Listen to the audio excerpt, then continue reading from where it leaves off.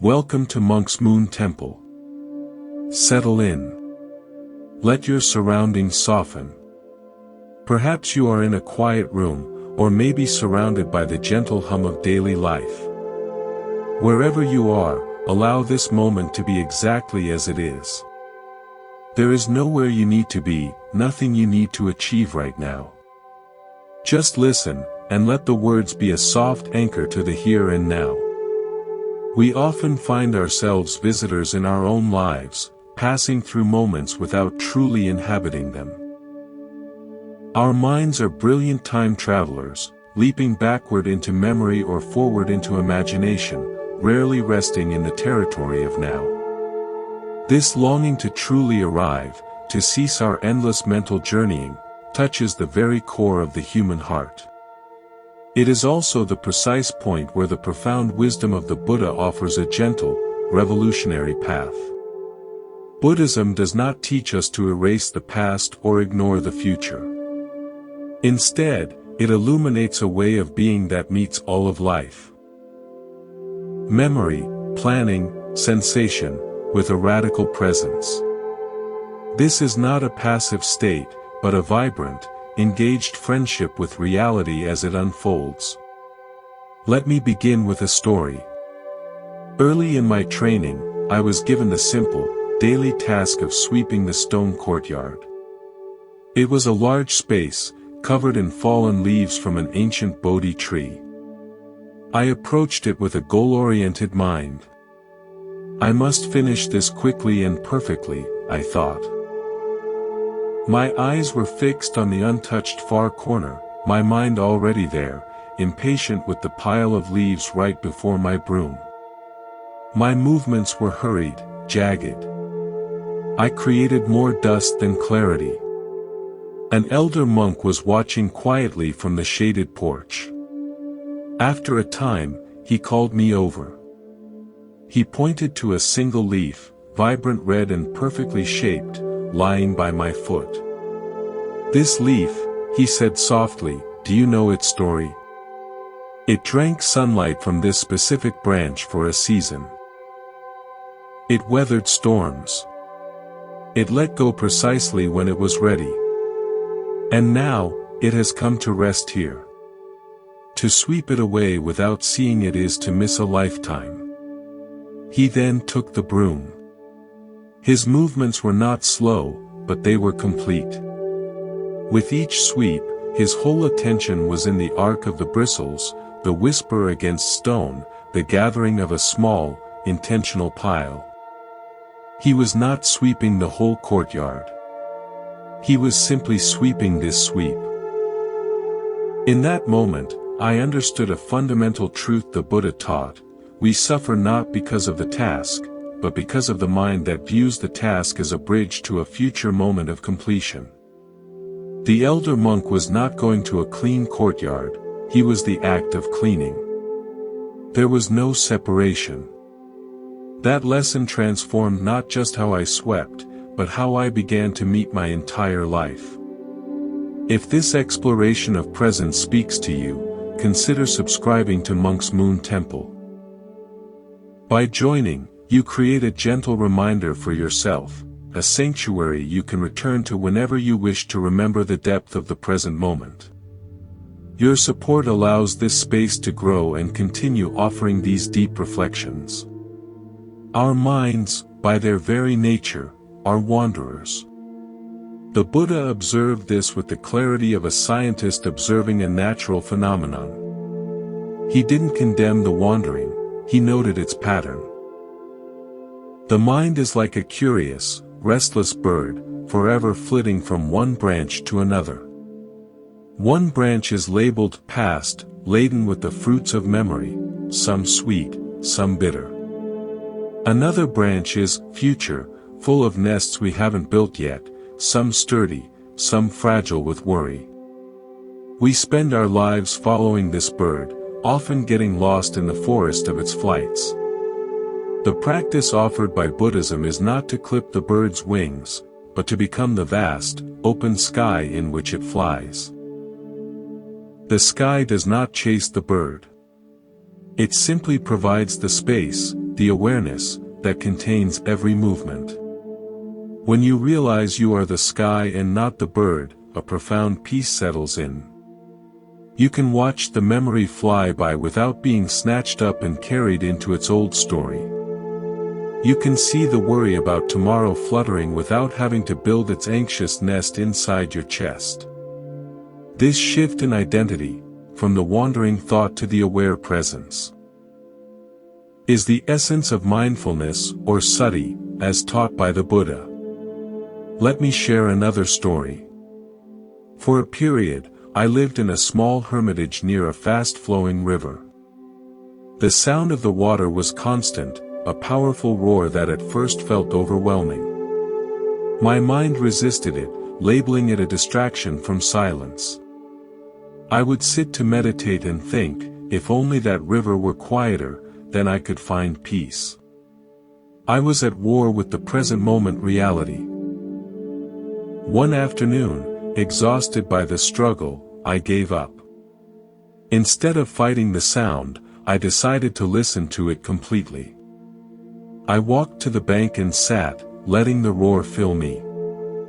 I began to discern its layers, the deep thunder of the main current, the high, musical trickle over rocks at the edge, the rhythmic gurgle where water circled in an eddy. I stopped calling it river noise and started to experience it as a complex, ever-changing symphony of movement. In that total acceptance, a miracle happened. The sound didn't disappear, but my separation from it did. I wasn't a listener apart from the river, I was within the hearing. The resistance, which was the true source of my disturbance, melted away. I found a deep, dynamic silence within the roar. The Buddha taught that peace is not the absence of life's noise, but the absence of resistance to it. When we stop arguing with what is, we find that what is contains its own profound stillness. The river was my great teacher in non-resistance, showing me that present moment awareness is the ultimate act of surrender to reality. The wisdom of the Buddha gently nudges us toward a truth that can be difficult to fully embrace, the truth of impermanence. In Pali, the language of the earliest Buddhist texts, this is called anicca. It is not a pessimistic observation, but a clear-eyed recognition of the fundamental rhythm of all existence. Everything that arises will also pass away. Every moment, every feeling, every circumstance is in a state of graceful or turbulent flow. Our suffering, the Buddha taught, arises largely from our deep-seated resistance to this flow. We try to freeze-frame a happy moment, to preserve it like a flower in resin. We try to erase a painful moment, to pretend it never touched us. In doing so, we are like a child on a riverbank, trying to hold back the current with her bare hands, exhausting, frustrating, and ultimately impossible. A more helpful metaphor might be that of a cloudscape. Your life is the vast, open sky. Thoughts, emotions, events, and even your sense of self are the clouds. Some clouds are light and fair, bringing joy. Some are dark and heavy, bringing rain of sorrow. We tend to identify with the clouds. We say, I am a storm cloud, when anger arises. Or, I am a bright, sunny cloud, when happiness is here. We forget we are the sky. The boundless, aware space that holds all weather patterns without being damaged by any of them. The sky does not cling to the pretty white cloud, begging it to stay. It does not fear the approaching thunderhead. It allows each formation to arise, drift, change form, and dissolve. This is the practice of living with impermanence, remembering your sky nature. The passing clouds of past regrets and future anxieties lose their solidity when you know yourself to be the unchanging awareness that witnesses their coming and going. This is a core teaching of Buddhism. Liberation is found not in controlling the clouds, but in realizing you are the sky. I remember a powerful lesson from a humble source, a sand mandala. A group of visiting monks came to the temple and began the meticulous, days-long process of creating an intricate, beautiful geometric pattern from millions of grains of colored sand. They worked with absolute concentration and reverence. I watched, captivated by the emerging beauty, a universe in miniature, with delicate palaces and symbols. Upon its completion, there was a ceremony. The monks chanted, contemplative and serene. Then, with a single brush of a hand, they began to sweep the entire magnificent creation into a pile. The hours of painstaking work merged into a swirl of indistinct colors. They gathered the sand into a simple urn and, in a quiet procession, walked to a nearby flowing stream and poured it all into the water. I was aghast. Why? I asked one of the senior monks later. Why create something so beautiful only to destroy it? He smiled. The beauty was not in the preserved image, he said. The beauty was in the act of creation itself, performed with full attention and intention. The dissolution is the final, most important part of the teaching. It reminds us that all compounded things are like that mandala. Stunning, temporary, and not to be clung to. The stream now carries those grains onward, part of a new flow. To cling would be to misunderstand the nature of the art, and the nature of life. That demonstration was a visceral lesson in anicca. It taught me to love deeply, to create fully, but to hold the form of things lightly, knowing that their true essence is in their fleeting, precious existence, not in their permanence. This understanding naturally leads us to the anchor we always have, the breath and the body. The Buddha, in his profound practicality, gave us a tool that is always available, requires no special equipment, and is a direct gateway to the present moment. The breath is a living expression of impermanence and presence. The last breath is gone. The next breath is not here. Only this breath, this single cycle of in and out, exists. It is a constant, gentle pulse of now.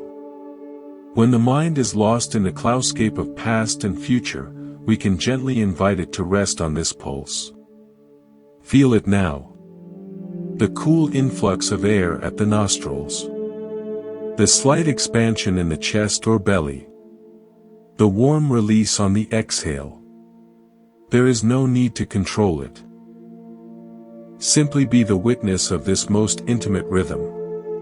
The body, too, is a ground of present moment reality. The feeling of your seat against the chair, the weight of your hands in your lap, the subtle hum of aliveness in your limbs, these are undeniable facts of the present. They are your true home address. You do not live in the memory of yesterday's walk, you live in the sensation of your feet on the floor right now. Let me share a story about finding this anchor during a storm. I was on a retreat in the mountains when a fierce blizzard descended. The wind howled like a wild thing, shaking the small cabin. The electricity failed, plunging us into darkness and cutting off the heat. A deep, primal fear arose, fear of the cold, of isolation, of the uncontrollable power of nature. My mind raced into terrifying futures. I could feel panic beginning to tighten my chest. Then, I remembered the anchor. I couldn't stop the storm, but I could feel my breath. In the pitch black, I sat and turned all my attention to the simple act of breathing. In and out. I felt the cold air enter my lungs. I felt the slight shudder in my body. I expanded my awareness to the sensations themselves, the numbness in my fingers, the chattering of my teeth, the rough blanket around my shoulders. I stopped fighting the reality of the storm and instead met the reality of my sensory experience within it. A remarkable calm descended, not because the storm ceased, but because my war with it did. I was no longer a person terrified of a blizzard, I was a collection of intense, alive sensations in a blizzard. The experience became raw, even awe-inspiring. The storm eventually passed. That night taught me that the Buddha's path is not about creating perfect, peaceful conditions. It is about finding an unshakable peace within any condition by rooting oneself in the undeniable reality of the present moment experience. The breath is your lifeline back to that reality, always. From this anchored place, we can look at one of the mind's most common and draining habits: worry about the future. The mind, in its attempt to protect us, often becomes a full-time fortune teller, and unfortunately, it specializes in predicting calamity. This is what the Buddha referred to as papanka, the proliferation of mental chatter, the spinning of elaborate, what-if, stories that have no basis in current reality. Worry is the mind's attempt to live a problem before it exists, to pay interest on a debt you may never owe. It is like being a sailor on a calm sea, constantly adjusting the sails for a hurricane that is only a faint possibility on a distant weather map. All the while, you miss the calm waters and the sun on your face that are actually present. The antidote is not to never plan, but to distinguish between planning and worrying. Planning is a present moment activity. It is looking at the calm sea and deciding, I will check the supplies, or I will learn to read the stars for navigation. It is rooted in current conditions and involves a concrete step you can take now. Worry is a fictional narrative. What if a hurricane comes and I didn't check the supplies and the stars are hidden and I am all alone? It is a story that pulls you out of the present into a terrifying, imagined future. The Buddha taught apamata, or heedfulness, a wise, careful attention to the present duties, not anxiety about future outcomes. When you feel worry arise, feel it in the body first. Then, ask this practical question. Is there one small, responsible action I can take in this moment that would address a genuine current need? If yes, do that action with full attention. If no, then acknowledge that the worry is a story, and gently return your attention to your anchor, the breath, the body, the task directly in front of you. You dismantle the future's tyranny by building a life of conscious, present moment action. One of the most beautiful and challenging invitations in the Buddha's teaching is the practice of meeting each activity as its own complete universe. We so often fragment our attention, dividing ourselves between what we are doing and what we wish we were doing, or between the action and our mental commentary about it. The Buddha pointed to a way of wholeness, where the doer, the doing, and the thing being done cease to be separate. This is not some esoteric state, but a very practical way of living that reduces fatigue and increases depth in everything we touch. Consider the simple act of drinking a cup of tea. How often do we drink tea while reading, or talking, or thinking about the next task? The tea becomes merely a hot liquid we consume, its flavor barely noted. Now imagine drinking tea with your whole being. Feeling the warmth of the cup seep into your palms. Watching the delicate tendrils of steam rise and disappear into the air.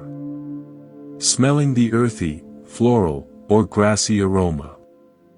Tasting the first sip, not just registering tea, but exploring the layers of flavor as they unfold on your tongue. Feeling the liquid travel down your throat, a warmth spreading inside. In that full attention, drinking tea is no longer a means to an end, caffeine, hydration. It is a ceremony of presence. It is a meditation. The Buddha taught mindfulness of daily activities for this very reason, to heal the fracture between ourselves and our lives. When you wash a dish, just wash the dish. When you walk, just walk. When you listen, just listen. In that simplicity, a profound richness is revealed. You are not rushing through life to get to the good parts. You discover that the act of living itself, in all its ordinary detail, is the good part. I learned this from a master gardener at the temple. He was an old man with knotted, soil-rich hands and a demeanor of deep calm. His garden was not the most orderly, but it was vibrant, lush, and seemed to hum with life. I asked him his secret. He didn't speak of fertilizers or schedules. He said, "When I water, I am watering. I am not thinking of the harvest. I feel the weight of the can, the arc of the water, the sound it makes on the leaves, the way the soil darkens as it drinks. When I pull a weed, I am pulling that one weed. I feel its roots give way. I thank it for showing me where I need to tend the soil. The garden grows because I am not standing between it and the sun with my worries. I am simply a part of it." His garden was a manifestation of his undivided attention. He was practicing what in Buddhism is sometimes called suchness, seeing and engaging with things just as they are, without the overlay of our wants and stories. His work was not labor, it was a loving conversation with the present moment. This quality of full engagement is the key to transforming our relationship with what we might call difficult emotions or situations. Often, our pain is compounded not by the initial experience, but by our secondary reaction to it, our resistance, our story about it, our wish for it to be different. The Buddha's path encourages us to turn toward experience with a gentle, investigative awareness. If anger arises, instead of being swept away by its narrative, "I am angry because he wronged me," we can pause and feel the physical signature of anger. Where is it in the body? A heat in the face? A clenching in the jaw? A pounding in the chest?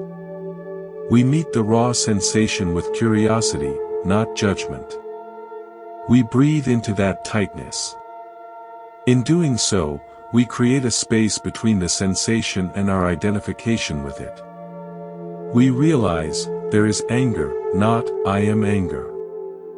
This changes everything. The emotion, held in the spaciousness of awareness, begins to lose its solidity. It can arise, be known, and pass through like weather, without devastating the landscape of our inner peace. There is a story from my own journey that illustrates this. I once had a strong conflict with a fellow practitioner. Words were said that left me feeling deeply hurt and resentful. For days, the incident played on a loop in my mind. I re-argued the conversation, defended myself, and nourished the hurt. It was a constant, low-grade suffering. During a meditation sit, the turmoil was too great to ignore. Instead of trying to force calm, I decided to apply the teaching. I dropped the story, the "he said, I said" narrative, and turned directly to the feeling in my body.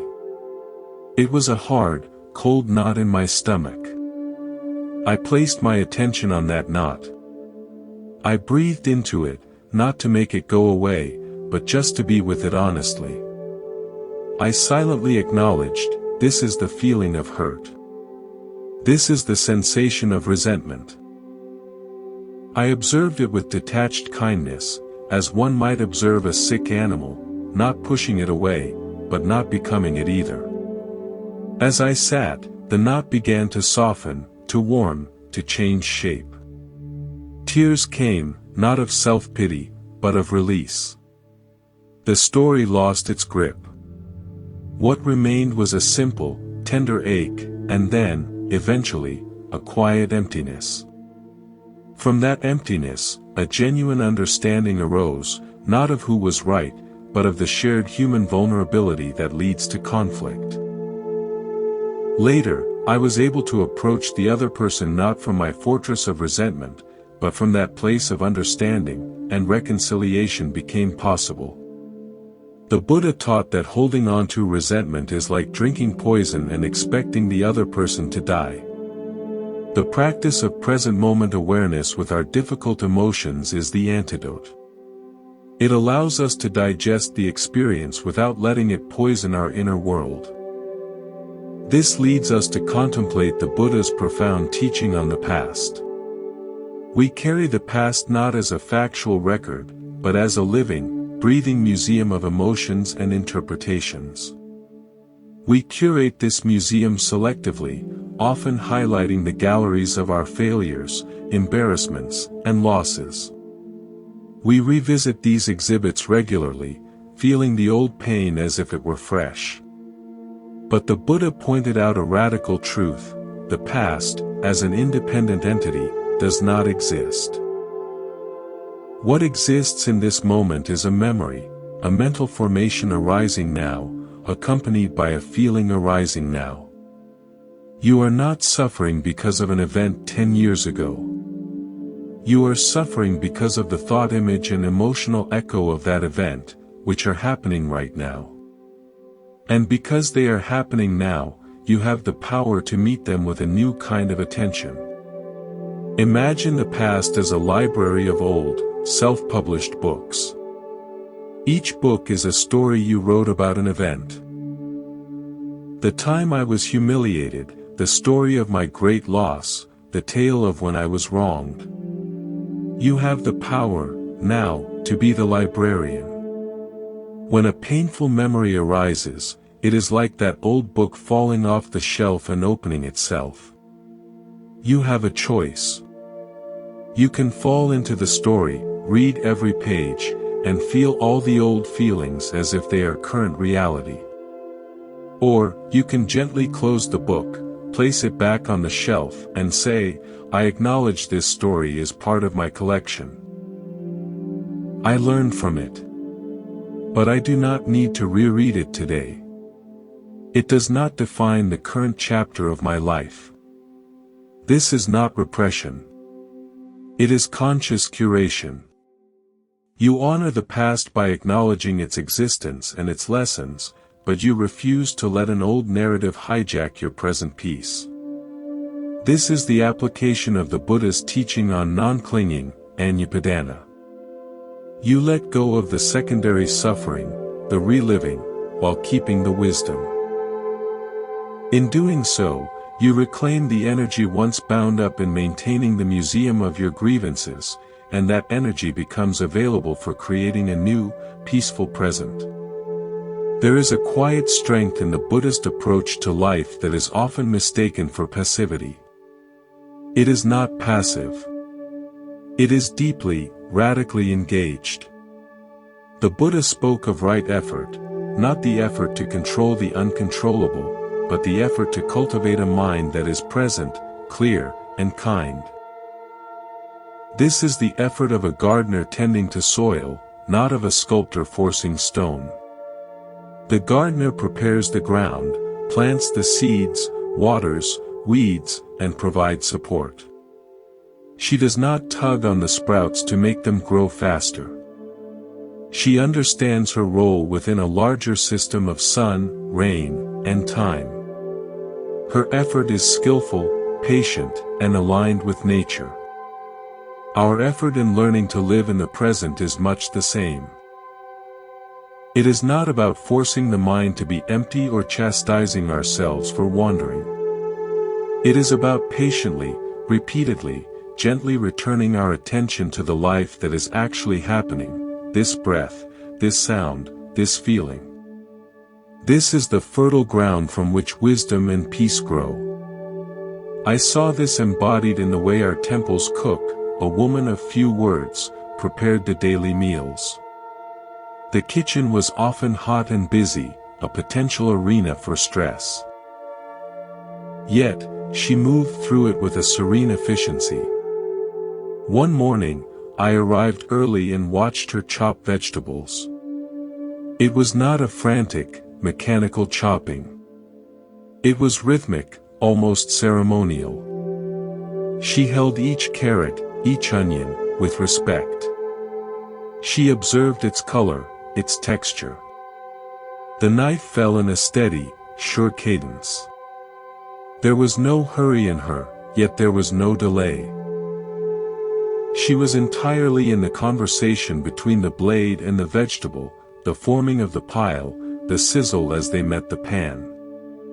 I asked her later how she remained so calm amid the constant demands. She said, "When I chop, I chop. When I stir, I stir. When the pot boils over, I tend to the pot. There is only one thing to do at a time. To do it with my whole heart is my offering. The meal is ready when it is ready." In her, I saw right effort and right livelihood in action. Her work was her meditation. She wasn't just making food, she was infusing it with the quality of her attention. The meals from her kitchen, simple as they were, had a nourishing quality that went beyond nutrition. She taught me that any action, performed with this unified attention, becomes sacred. It becomes an act of presence that sanctifies time itself. This unified attention is the very essence of mindfulness, but it requires us to confront one of the mind's most seductive habits. Planning for a happiness that is always just around the corner. We live so much of our lives in the hallway, thinking the room of fulfillment is the next one, and the next. The Buddha identified this as a form of craving, tanha, the thirst for life to be other than it is. We believe, I will be happy when I get that job, when I find that relationship, when I finish this project, when I retire. We postpone our peace, mortgaging our present moments for a future payoff that, when it arrives, often finds us already planning the next thing. We are like a person on a train, so focused on the destination printed on the ticket that we miss the ever-changing landscape streaming past the window. The destination, of course, is merely another station, from which we will soon depart again. The teaching here is not to abandon goals, but to disentangle our sense of well-being from their achievement. Can you find a sense of okayness, of engagement, of even curiosity, right here in the corridor? Can you appreciate the texture of the wallpaper, the play of light, the simple fact of walking? Your goal is the compass that gives direction, but your life is the journey itself. The Buddha's path invites us to bring our happiness into the present by investing our full presence into the step we are taking now. The future goal may or may not manifest as we hope, but the quality of attention we bring to our current actions is a success we can experience immediately. This is a happiness that is not contingent, that cannot be taken away by changing circumstances. I learned this through a personal failure. For years, I worked on a long-term project. Translating and annotating a set of obscure texts. I had a vision of the completed volume, the recognition it might bring, the contribution to scholarship. I labored for countless hours, often late into the night, my eyes straining. The work itself was interesting, but my motive was increasingly polluted by the gleaming image of the future book. Then, due to a complex series of events entirely beyond my control, the project funding vanished and the work was shelved indefinitely. All those hours, that vision of the future, it all crumbled into dust. I fell into a state of profound disillusionment. It felt like years of my life had been wasted, rendered meaningless. In the thick of that despair, my teacher found me. He listened to my lament about the lost future, then asked a simple question: when you were deciphering that difficult passage last Tuesday, when you finally understood it, what did you feel in that moment? I remembered. I had felt a flash of pure joy, a crisp clarity, a connection across centuries to the mind of the original author. It had been a moment of unadulterated presence. That, he said softly, was the treasure. Not the book on a shelf. That moment of understanding, of engagement. You had thousands of those moments. Were they a waste because a binding didn't happen? The book was always just an idea.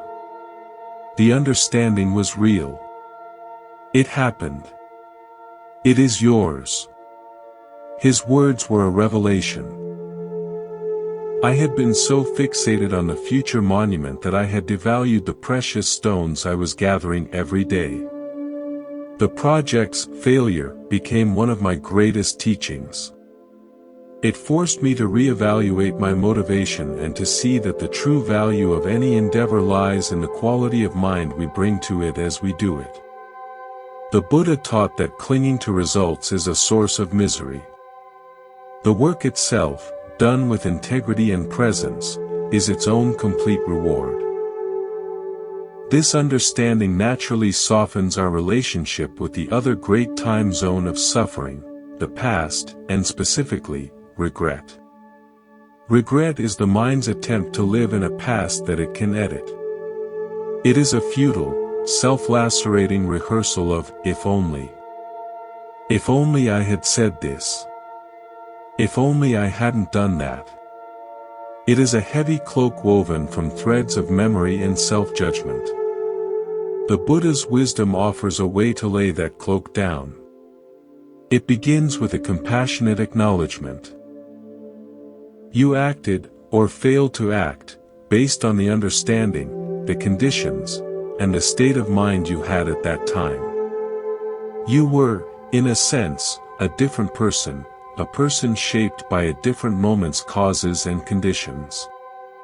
To harshly judge that past self with the wisdom of the present is both unfair and illogical. The practice is one of integration, not condemnation. Can you look back at that past self with the eyes of a kind teacher, seeing not a fool, but a learner? Can you extract the lesson? The kernel of wisdom that experience offered, and then consciously leave the heavy husk of self-blame behind? This is an act of profound self-forgiveness that is deeply aligned with the Buddhist principle of compassion, karuna. It allows the past to become compost for growth, rather than a prison of shame. When you live fully in the present, doing what seems most wise and kind with the understanding you have now, you are naturally building a future from which you will have less to regret. You break the cycle by living so completely in the now that your past becomes a trail of lessons learned, not a gallery of indictments. In the stillness of sustained attention, we begin to encounter a subtle but transformative realization central to the Buddha's teaching, the nature of the self. Our conventional experiences of a solid, continuous I that moves through time, an I that had a past, has a present, and wants a particular future. This I feels like the center of the story, the protagonist who owns the memories and fears the unknowns. Buddhism invites a closer, gentler investigation. Through the steady practice of mindfulness, we may start to see that this I is less a fixed entity and more a flowing process, a collection of ever-changing aggregates, form, feeling, perception, mental formations, and consciousness. This is the teaching of anatta, often translated as non-self or egolessness. It is not a nihilistic claim that you don't exist, but a profound insight that you do not exist in the solid, separate, permanent way you habitually assume. Imagine a whirlpool in a river. The whirlpool has a distinct, recognizable form. It has a function, it churns water and debris. It persists. You could even name it. But is it a separate, independent thing? Look closely. It is entirely dependent on the constant flow of the river. It is made of nothing other than the river water itself, arranged by specific conditions of current and rock. If the river stopped, the whirlpool would vanish. The whirlpool is a temporary pattern of activity within the river. Our sense of self is much like that whirlpool. It is a dynamic, temporary pattern of mental and physical processes, dependent on a vast flow of causes and conditions: our body, our senses, our memories, our culture, the very air we breathe. When we take this pattern to be a solid, separate self, we suffer.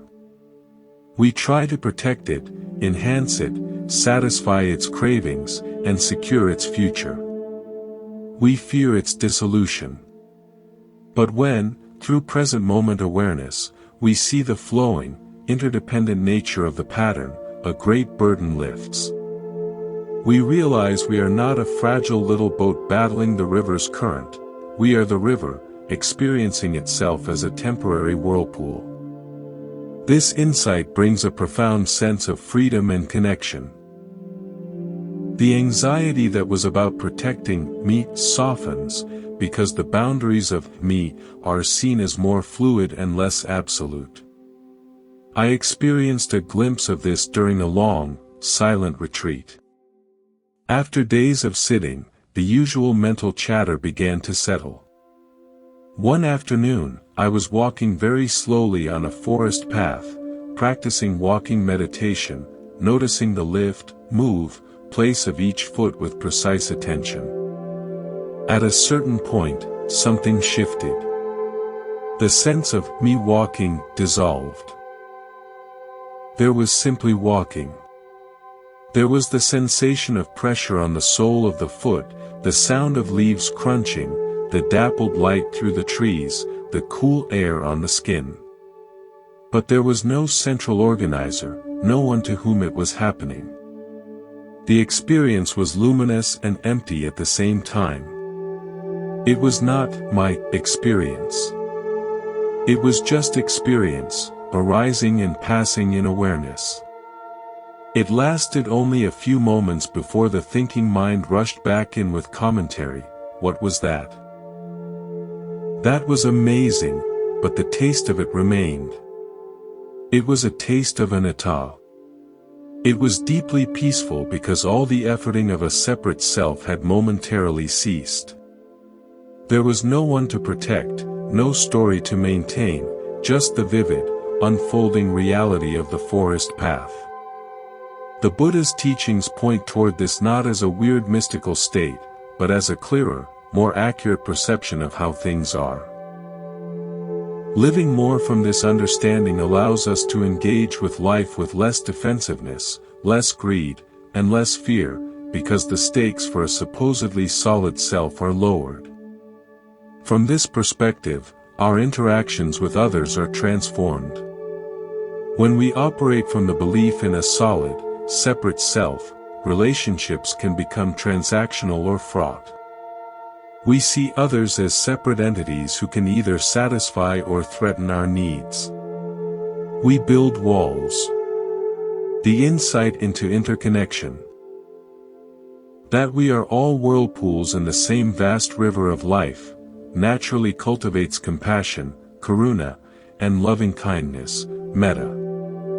If my well-being is not separate from yours, then your pain matters to me in a direct way. My actions have consequences that ripple through the whole. This is not an intellectual concept, but a feeling knowing that can arise from present moment awareness of our shared humanity. I remember a powerful lesson in this from an unlikely teacher. A stray dog that frequented the temple grounds. He was skittish, scarred, and would snarl if anyone came too close. We would put out food for him, but he'd only approach when everyone was gone. One winter, he was injured, a deep gash on his leg. He was in obvious pain, but his fear was greater. For days, he limped around the periphery, suffering alone. I felt a tug of compassion but also a fear of being bitten. My mind created separation, that is a dangerous, hurt animal. I am a safe human. Best to keep my distance. But watching him suffer while eating the food we provided felt hypocritical. One bitterly cold afternoon, I sat on the porch, not far from where he lay shivering. I didn't look at him directly, as that seemed threatening. I just sat, breathing, feeling the cold air, feeling my own fear and my wish to help. I let go of the story of me and the dangerous dog. I just sat in the shared experience of that cold afternoon. After a long time, I slowly, without sudden movement, placed a bowl of water and some food closer to me, then went back to sitting. Hours passed. The world was quiet. Then, an incredible thing happened. He stood, limped over, drank, ate, and then, instead of running, he lay down about an arm's length from me. He sighed, a deep, shuddering sigh of exhaustion and, perhaps, a moment's relief. In that moment, there was no me and no dog. There was just a shared space of suffering and respite, of cold and slight warmth, of fear and a tentative, wordless trust. The boundaries had dissolved. That experience taught me more about true compassion than any scripture. Compassion is not a grandiose feeling from a position of strength. It is the recognition of shared vulnerability, the willingness to sit in shared space without barriers, and the natural movement of the heart to alleviate suffering when it can. The Buddha's path of presence erodes the walls of separation, revealing the interconnected heart of all life. This interconnected awareness also reshapes how we view our responsibilities and our work in the world. Often, we feel overwhelmed by the scale of problems, or we burn out because we are attached to specific outcomes.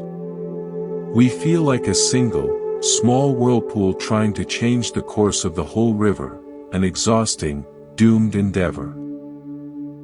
But if we see ourselves as an integral part of the river, our effort shifts. Our responsibility is not to control the river, but to ensure the quality of our own flow, to be a clear, clean, wholesome part of the whole.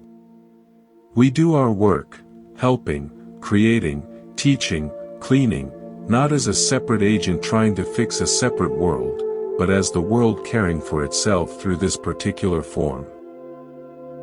This is the spirit of Bodhisattva, the awakened heart-mind that wishes to work for the benefit of all beings, not from a place of egoic heroism, but from a place of seamless connection.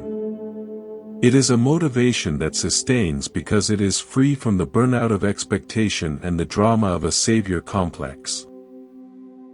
You simply do what is in front of you to do, with full presence and care, and trust that this wholesome action is its own fulfillment and contributes to the health of the whole in ways you may never see. Let me share a final story for this part, about a master calligrapher who visited the temple. He was to create a large scroll with a single Zen phrase. We all gathered, expecting a quick, dramatic performance of brushstrokes. Instead, he spent nearly an hour in silence, grinding his inkstone, slowly, rhythmically, with water. He then meditated before the blank scroll for a long time. When he finally picked up the brush, he did not attack the paper. He stood, poised, breath calm. And then, in one fluid, unhurried, utterly committed motion, the brush traveled across the paper. It was not a painting of a word, it was the word itself, manifesting in that single, unbroken moment of total presence. There was no artist separate from the art. There was only the happening of creation. The energy in the room was electric yet deeply still. When he finished, he set the brush down and bowed to the scroll. He later said, "For that moment, there is no calligrapher, no brush, no scroll. There is only the movement of the Tao. If I do it, it is clumsy. If it does it, through this body and this brush, it is true." His demonstration was a masterclass in anatta and right action. It showed that our most profound contributions, our most beautiful creations, and our most effective actions arise not from the anxious effort of a separate self, but from a state of surrendered presence, where we become a clear channel for something larger to move through us. This is the ultimate integration of the Buddha's wisdom, a life lived not by you, but through you, in harmonious participation with the present moment. A profound gift of the Buddha's path is that it offers clarity not only in stillness, but in the midst of activity and even turmoil. The present moment is not a retreat from the world, it is the very ground upon which we meet the world, with all its complexity. A common misunderstanding is that to be mindful is to be slow, detached, or unresponsive. In truth, presence sharpens our responsiveness. When the mind is not clouded by the fog of past narratives or future anxieties, we see what is actually here with greater precision. We hear what is actually being said. We feel what is actually needed. This clarity is the basis for what the Buddha called right view and right intention, seeing things as they are, and acting from a heart of goodwill, renunciation, letting go of harmful states, and harmlessness. Think of your mind as the surface of a lake. When you are lost in thought about the past or future, the surface is churned by winds of memory and worry. You look into the water and see only a distorted, chaotic reflection. You cannot see the depths, nor can you see clearly what lies on the other shore. When the winds settle and the surface becomes still, everything is reflected with perfect accuracy. You can see the stones at the bottom, the fish moving, the trees on the far bank exactly as they are. This stillness is present moment awareness. From this still surface, your actions are not reactions to distorted reflections, they are wise responses to clear perception. You see the person in front of you, not your story about them. You see the problem, not your fear of it. This is the power of presence in action. I witnessed this in a senior monk who was known for his ability to resolve conflicts. Once, two younger monks were engaged in a heated dispute over a minor temple duty, their voices raised, faces flushed with anger. They came to him, each eager to present his case and be declared right. The elder monk listened to each, not interrupting. But he was not just listening to their words. He was observing their bodies, their energy, the space between them. His own presence was utterly calm, like a deep, still pool. He did not get drawn into the content of their argument. After they finished, there was a long silence. He then spoke, not about the duty, but about the tension he saw in their shoulders, the hurt beneath the anger in their eyes. He reflected back not their positions, but their feelings. "It seems you both feel unseen," he said gently. "And that is a painful feeling." His words, coming from that place of still observation, had a miraculous effect. The fight went out of them instantly.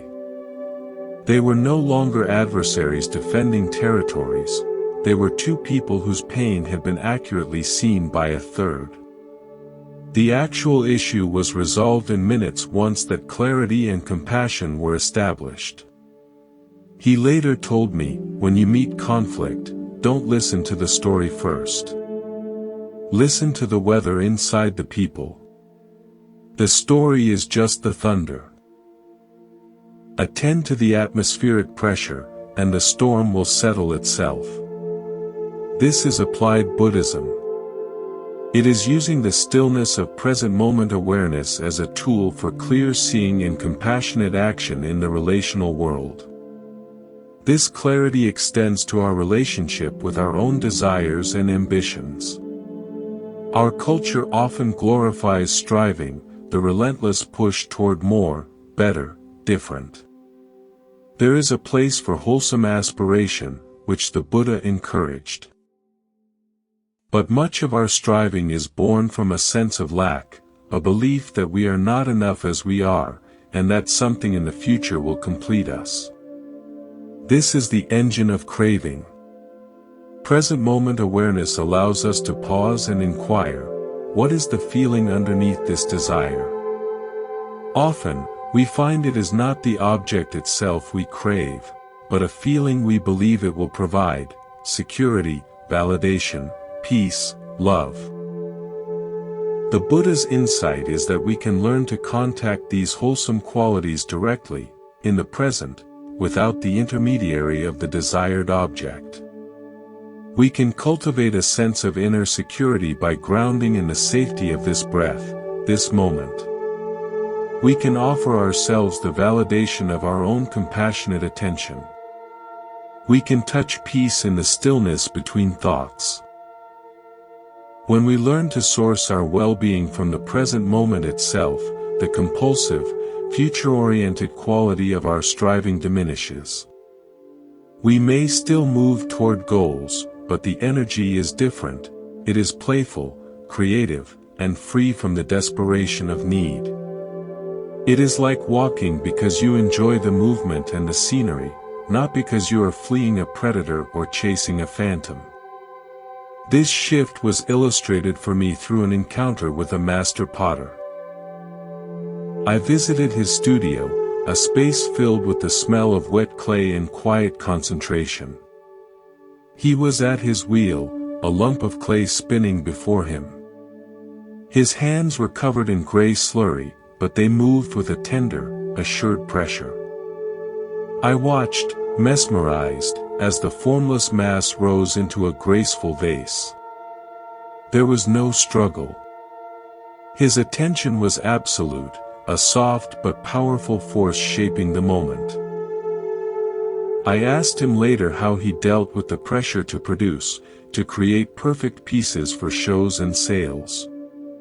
He smiled and pointed to a shelf of what I would call imperfect pots, some cracked during firing, some with asymmetrical curves. "Those are my best teachers," he said. "The will teaches you about control and surrender. You have an intention for the clay, but the clay itself has its own nature, its own limits. If you force it, it collapses. If you are too timid, it remains a lump." The perfect pot is not the one that matches the picture in your head. It is the one where the intention of the potter and the nature of the clay met in a balanced moment on the wheel. Sometimes that makes a classic vase. Sometimes it makes this, he said, lifting a wonderfully lopsided bowl. And this bowl holds water just as well. The striving for a specific future outcome ruins the conversation with the clay, which is only happening now. His art was a metaphor for right effort.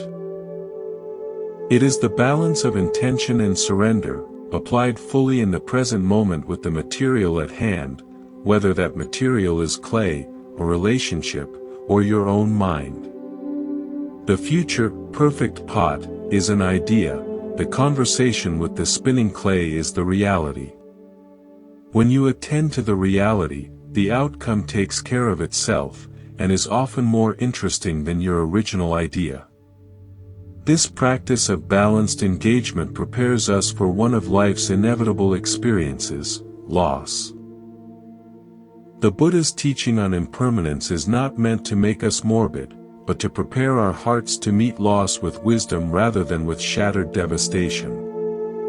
When we have practiced seeing the fleeting nature of all things, the changing light, the ending of a pleasant meal, the passing of a day, we build a resilience that can withstand greater losses. We understand that to love something is to love a flowing river, not a frozen statue. This doesn't diminish the love. It makes it more poignant and true. When loss comes, the practice of presence is our greatest refuge. It asks us not to run from the grief, but to turn toward it and be fully with it, as a storm to be weathered. To feel the raw, physical ache in the chest, the tears, the emptiness, not as problems to be solved, but as the authentic, present moment expression of love for what is gone. This is how we honor both the love and the loss. By being fully present with our sorrow, we allow it to move through us, to teach us its lessons of tenderness and connection, and eventually to integrate into the fabric of our being. We do not get over loss by forgetting, we heal by incorporating it with full awareness. This is the path of a mature heart, guided by the Buddha's clear-eyed compassion for the human condition. I learned this through the passing of a dear friend at the temple, an old monk who had been a gentle guide to me. When he died, a wave of sorrow swept through the community. My instinct was to stay busy, to organize things, to talk about his teachings, to be anywhere but in the raw feeling of the loss. During the funeral ceremony, as we chanted, I finally stopped running. I let the feeling of grief be there, a heavy, cold weight in my body. I cried freely. And in the middle of that, a memory arose, not as a story, but as a vivid present moment sensation. The sound of his laugh, a dry, crackling sound like leaves. For a second, the grief and the joy of that laugh existed together, inseparable. I realized that my grief was not separate from my love, it was love's shape in the absence of its object. To deny the grief would have been to dishonor the love. By being fully present with it, the sharp edges of pain began to soften into a tender, bittersweet ache, a sadness that held immense gratitude within it. The Buddha taught that all compounded things are subject to separation. Presence does not prevent the pain of that separation, but it allows us to meet it with an open heart, to let it transform us into more compassionate beings, rather than breaking us into bitter ones. It allows us to say a full-hearted yes to the entire cycle of meeting and parting, which is the very cycle of life. As we deepen in the practice of presence, we begin to encounter the space between our thoughts, the silence underneath the sounds of the world. This is not an empty silence, but a fertile, alive stillness. In Buddhism, this is often referred to as the natural state of mind, before it is agitated by craving and aversion. It is like the deep, still water at the bottom of a lake, unaffected by the waves and ripples on the surface. Our thoughts and emotions are the surface waves. Our practice is not to stop the waves, that is impossible, but to learn to rest in the depths, to know ourselves as the still water, not the transient weather upon it. From this depth, we gain a perspective that is unshakable. The passing storms of worry, the gusts of anger, the sunny spells of joy are all seen as temporary phenomena playing out on the surface of a vast, calm intelligence. This is the foundation of true equanimity, upekkha. A balanced mind that is not tossed about by the 8 worldly winds, gain and loss, fame and disgrace, praise and blame, pleasure and pain. Cultivating this depth requires us to become comfortable with stillness, with not doing. In a world that glorifies busyness, this is a radical act.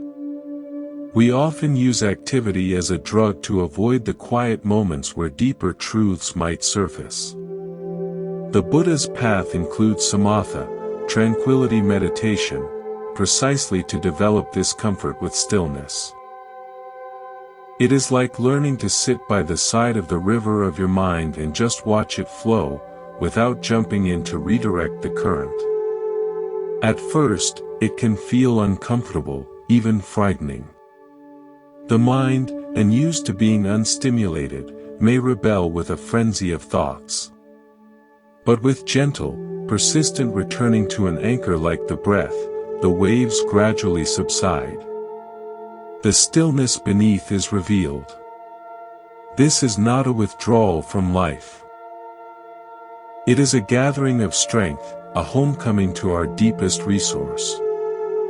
From this place of collected stillness, our engagement with the world becomes more purposeful, less reactive, and imbued with a quiet confidence. I was taught this through the simple practice of night watch. At the monastery, we took turns sitting through the night in the main hall, a time of profound quiet when all others were asleep. My first few turns were agony. The silence felt heavy. My mind raced with fantasies, fears, and trivial thoughts. I fidgeted. I counted the minutes. I was fighting the stillness, wanting it to be over. One night, exhausted by the internal struggle, I simply gave up. I stopped trying to have a particular experience. I just sat, breathing, listening to the absolute silence, broken only by the occasional settling of the old wooden beams or the distant call of a night bird. Gradually, my resistance melted. The silence ceased to be an absence of sound and became a presence, a tangible thing. It felt like a velvety darkness that held me. In that stillness, a deep peace arose, not as a feeling, but as the very nature of the space itself. Thoughts still came, but they were like small birds flying through a vast sky. They did not disturb the sky. When the dawn came and my relief arrived, I felt refreshed, as if I had drunk from a deep, cool well. That experience taught me that stillness is not nothingness, it is a vibrant, nourishing fullness. It is the ground of being from which all activity wisely springs. The Buddha often encouraged his monks to frequent secluded places, not to escape the world, but to touch this ground, so they could return to the world with its steadying peace intact.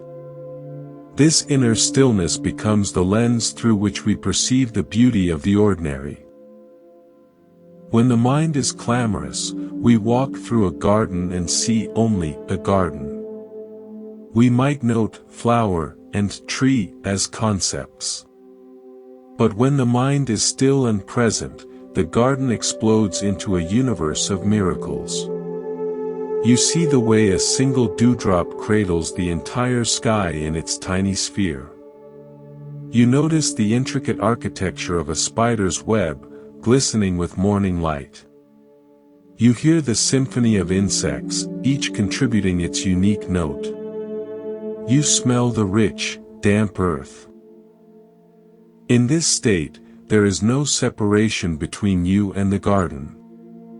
You are part of the seeing, the hearing, the smelling. This is the essence of mindfulness, a participatory awareness that breaks down the barrier between observer and observed. The Buddha taught that in such direct perception, free from conceptual overlay, wisdom and joy arise naturally.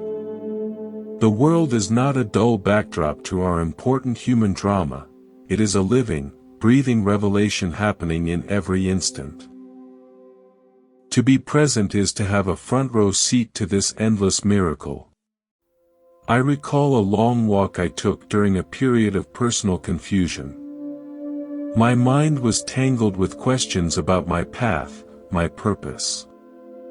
I set out on a mountain trail, hoping the physical exertion would quiet my thoughts.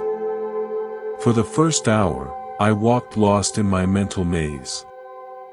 Then, I stumbled over a root and nearly fell. The jolt brought me sharply into my body.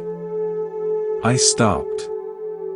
I decided to walk, not to reach the summit, but just to walk.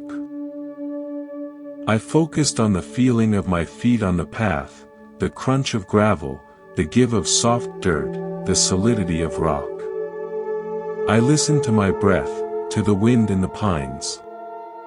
I saw the play of light and shadow through the branches. I noticed a line of ants carrying a piece of leaf 10 times their size. I sat by a stream and watched the water endlessly rearrange itself around stones. For those hours, my personal drama vanished. There was no me with a problem. There was just the mountain, the trail, the body walking. By the time I descended, my confusion hadn't been solved intellectually, but it had been dissolved in the vastness of direct experience. I returned not with answers, but with a quiet mind and a heart full of the mountain's stillness. The questions no longer felt urgent. I understood that sometimes, the mind's knots are not meant to be untied by more thinking, but to be loosened by the spaciousness of pure, wordless presence. The Buddha's way is often one of subtraction, not addition.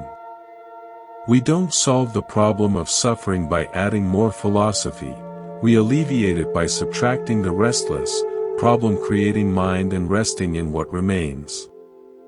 This spacious, present awareness is also the key to unlocking creativity and genuine insight. When the mind is caught in its habitual ruts of past knowledge and future goals, it can only recycle old ideas. True creativity arises in the gap between thoughts, in the fresh perception of the present moment. It is when we are fully immersed in the sensory reality of our materials, whether they are words, paint, musical notes, or a business challenge, that unexpected connections are made, and novel solutions emerge. The mind, when still, becomes a perfect mirror, reflecting reality without distortion, and in that clear reflection, new possibilities become visible. This is why artists, scientists, and innovators often speak of their best ideas coming when they are not trying, in the shower, on a walk, in moments of quiet reverie. They have accidentally accessed the state of present moment awareness where the thinking mind is quiet enough for deeper intelligence to speak. The Buddha's enlightenment itself was not an accumulation of knowledge, but a profound insight that arose when his mind became utterly still and clear under the Bodhi tree. He saw the nature of suffering and the path to its end not by reasoning it out, but by seeing it directly, in the present moment, with unobstructed awareness. To integrate this into daily life, we can cultivate what might be called open attention. This is a soft, receptive awareness that we can practice even during activity. It's not a focused concentration on one thing, but a wide, gentle noticing of the whole field of experience, sounds, sights, body sensations, and the space around you. All at once, without grabbing onto any of it. You can practice it right now. As you listen to these words, also notice the space of the room you are in. Feel the air on your skin. Be aware of the sounds in the background. Do this without tension, like a cat basking in the sun, aware of everything but clinging to nothing. This open attention keeps you grounded in the present and prevents the mind from contracting around a single thought or worry. It is the practice of living from the stillness of the lake's depths, even while the surface engages with the world. From here, life is not a problem to be solved, but a mystery to be lived, moment by luminous moment. Let's come to a close. Our journey through these teachings isn't about arriving at a distant finish line. It's about learning to rest right where you are. The Buddha's wisdom isn't a set of commands to obey, but a map back to your own aliveness. A reminder that peace isn't manufactured in the future or excavated from the past. It's noticed, here, in the softness of your breath, the weight of your body, the space between thoughts. This present moment is not a location in time. It is the very ground of being. It is the canvas upon which the past is remembered and the future imagined. When you stand fully in the now, you are not ignoring your responsibilities or your dreams. You are meeting them with a clear heart and a steady mind. You are able to care for the past with compassion, and to move toward the future with intention, without ever leaving the only real territory there is, this one. I'd like to leave you with one last, very simple story. Years ago, I was given a small, smooth stone by an elder. It was unremarkable, gray, cool, fitting perfectly in the palm. "This is your practice," he said. "When the mind is lost, let this stone call you back. Feel its solidity, its coolness, its weight. It is only ever here, in your hand, in this moment. It cannot be in yesterday's hand. It cannot be in tomorrow's pocket. It is always only now." That stone became a profound teacher. It wasn't magical. It was ordinary. And in its utter, simple presence, it was a perfect anchor to the real. Your anchor might be your breath, the feeling of your feet on the floor, or the listening to these words. It is anything that reliably brings you back from the stories of time to the substance of the immediate sensory world. So, as we end, let this listening be your stone. Feel the support beneath you. Notice the rhythm of your breathing. Allow the sounds around you to simply be sounds. There is nothing to fix, nowhere to go, no state to achieve. In this gentle noticing, the war with the present moment ends. What remains is a tender, open space, a space large enough to hold it all. The joy, the sorrow, the memories, the hopes, all passing through the vast, aware sky of your true nature. This is the heart of the Buddha's invitation, to stop seeking your life elsewhere and to finally inhabit the profound simplicity of being here. You are already home. You have always been home. The path of presence is just the gentle remembering of that truth, breath by breath, step by step, moment by precious moment. Thank you for spending this time at Monk's Moon Temple. May the stillness you've touched here ripple gently into the flow of your days. May you meet each experience with a curious and kind heart. And when you forget, as we all do, may you remember the stone in your hand, the breath in your body, and find your way back to the endless now. Go in peace, and live awake.